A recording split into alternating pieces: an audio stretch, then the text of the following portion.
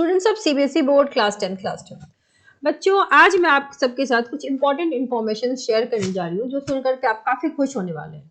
आप सब जानते हैं आपके प्रैक्टिकल इंटरनल एग्जाम्स हो रहे हैं, होने वाले हैं, कुछ बच्चों के हो चुके हैं और उनके मार्क्स से रिलेटेड बहुत ही इंपॉर्टेंट सर्कुलर सीबीएसई ने अपलोड कर दिया। आप देख सकते हैं पोर्टल खोल दी गई है for uploading the internal grades for 2024-25 students. पहले ये पोर्टल खुला हुआ नहीं था, अब सीबीएसई ने 16 को ये पोर्टल ओपन कर दिया है। अब जो आपके स्कूल्स हैं, जो आपके प्रैक्टिकल एग्जाम कंडक्ट हुए हैं, प्रोजेक्ट के मार्क्स हैं, इंटरनल असेसमेंट है, ये सारे मार्क्स अपलोड हो जाएंगे और उसके लिए सीबीएसई ने आपके स्कूल्स को काफी टाइम दिया है। 15 जनवरी से लेकर के 14 फेब यानी कि पूरा एक महीने का स्लॉट दिया है। तो जो इंटरनल असेसमेंट के मार्क्स हैं, प्रोजेक्ट है, वो स्कूल सोच समझ के बच्चों को मार्क्स देती है। अब 10th internal marks of class 12, तो इन सब के लिए आपका ये पोर्टल ओपन है। In this regard you are requested to cross verify the data minutely prior to its uploading.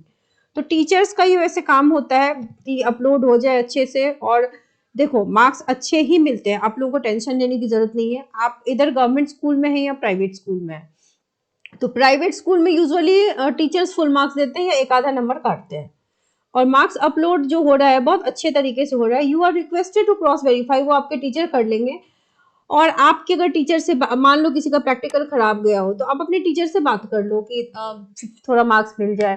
Once again it is reiterated that while avoiding uploading the marks it would be responsibility of school to ensure the marks. कई बार क्या होता है ना, school वाले जैसे आपको 20 में 19 आया, 9 लिख करके भी भेज देता है। तो ये सभी गलतियां ना हो, अपने टीचर से एक बार क्रॉस वेरीफाई आप कर लेना। पोर्टल अपलोड हो चुकी है, ओपन हो चुकी है, और एक महीने का वेट है, टाइम है स्कूल्स के लिए, क्योंकि बाद में करेक्शन विंडो सीबीएसई नहीं देता। ये जेई नीट वगैरह के लिए होता है करेक्शन विंडो, लेकिन सीबीएसई के लिए करेक्शन विंडो नहीं होता है। इसी तरीके से आपके रिजल्ट्स भी बनेंगे मई में, उसका भी पोर्टल ओपन होगा।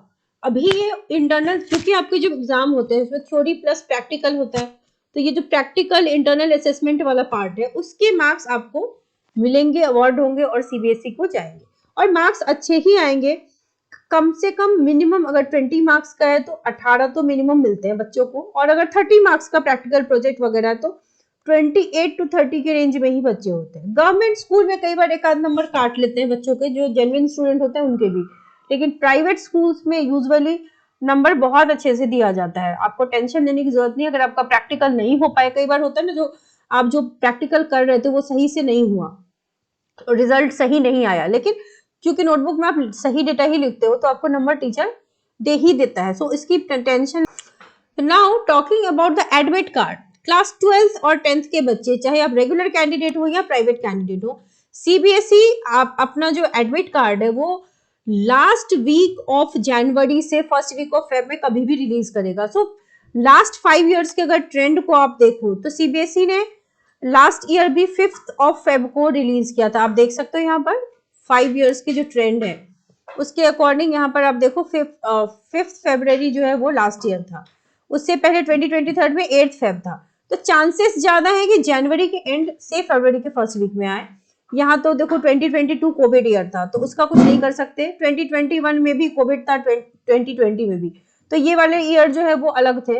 बट लास्ट 2 ईयर से सीबीएसई अपने फॉर्मेट को फॉलो कर रहा है, and following the format CBSE जो है वो चांसेस है, क्योंकि सेशन में सारी चीजें अर्लियर हुई हैं तो सारी चीजें आपको बिफोर टाइम मिल सकती हैं, और अच्छे से एग्जाम देना है, अच्छे से अभी भी जो वक्त बचा है उसको अच्छे से तैयार करो और मार्क्स अच्छे ही मिलेंगे। लिबरल मार्किंग होगी। सीबीएसई के जो आपके एग्जामिनेशन कंट्रोलर है उन्होंने ये अपने टीचर्स से भी कह रखा है, जो आपके कॉपी चेकर्स होंगे, कॉपी चेकिंग लीनियंट ही होगी।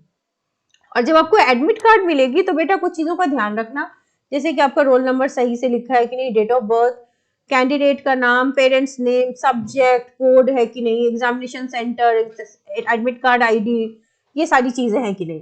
जो स्कूल के स्टूडेंट्स हैं जो रेगुलर है उनको तो एडमिट कार्ड आपके स्कूल से मिल जाएगा, बट जो प्राइवेट कैंडिडेट्स हैं उनको आपका जो एडमिट कार्ड है वो ऑनलाइन आएगा।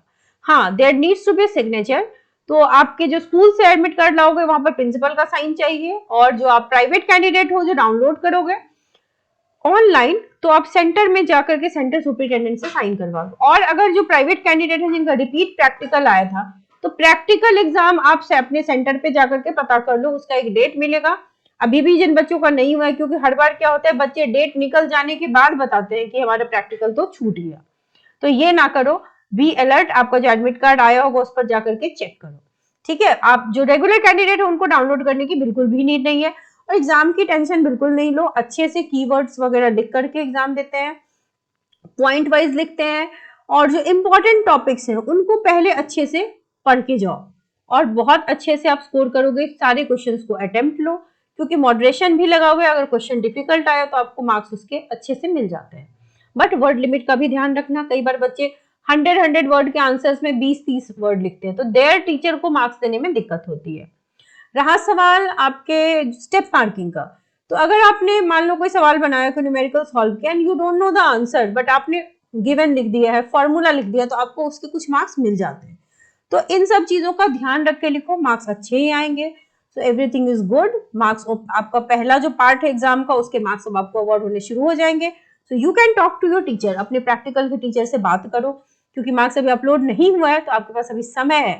आप चाहो तो अपने मार्क्स थोड़े से बढ़वा भी सकते हो, कि जो प्रोजेक्ट है इसमें थोड़े थोड़े बढ़ा के भी दे सकते हैं teacher. So do this. And theory part के लिए भी जो टाइम बचा है, खूब सारी प्रैक्टिस करो, खूब सारे सैम्पल पेपर सॉल्व करो, खूब सारी रिवीजन करो। Wish you all the very best.